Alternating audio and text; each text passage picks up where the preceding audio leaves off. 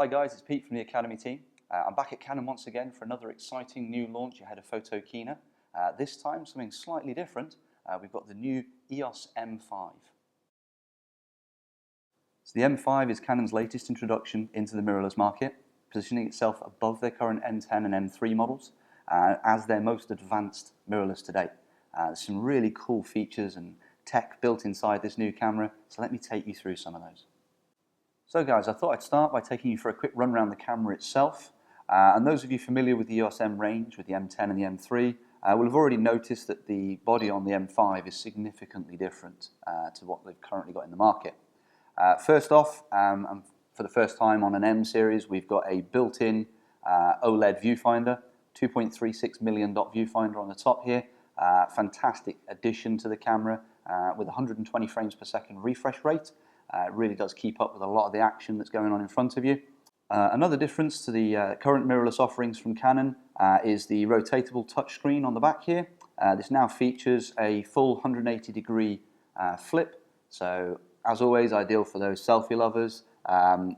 Camera also introduces Wi-Fi, NFC and Bluetooth, so you can get complete control of the camera through your mobile device, smart device, and Canon have introduced a new app to allow for the Bluetooth usage, which is also active during the video capability as well. So you can actually now, with the Bluetooth, stop and start video for those candid offerings that you weren't able to get with other devices.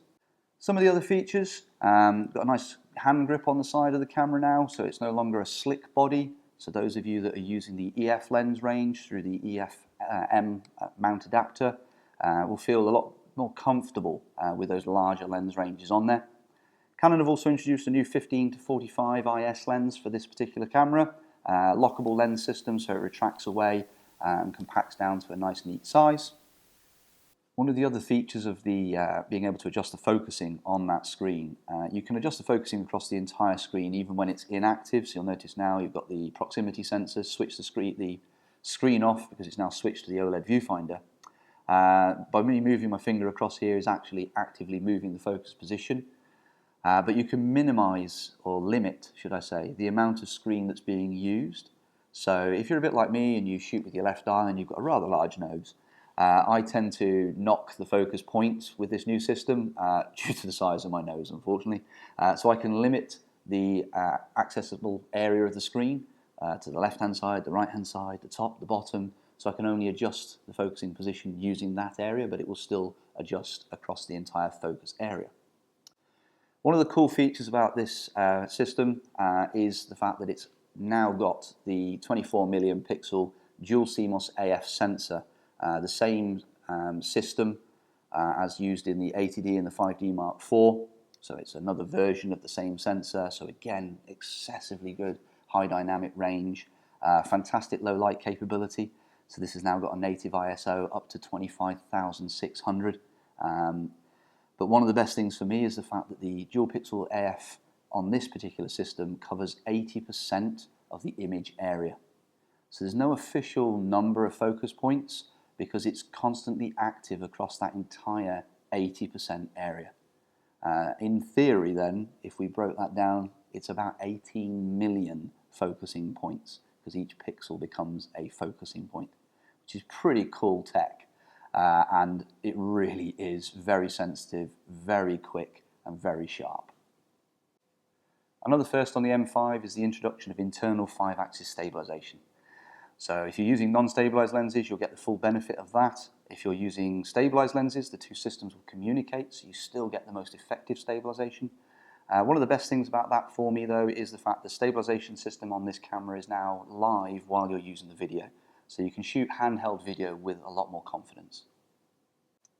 Following on in terms of video specs, as you'd expect, the M5 doesn't let you down, carries on with Canon's high standard of video and actually uses the same video systems as the 7D Mark II and the 80D, so full HD, 60 frames per second. And Canon have also introduced a microphone input on the side of the M5 for you as well. So that's a bit of an overview of the majority of the new features of the internals of the camera. Some more of the new bits of the externals. You'll notice we've got a built-in flash on top now, as well as a hot shoe. So those of you using external speed lights, flash guns, you can maintain that creativity with the M5. One of the coolest features for me, especially shooting at the level that I shoot at, is the introduction of the dial function button on the top here. So this button acts a lot like the top plate on things like the 80D, 7D Mark II and the Pro Series cameras.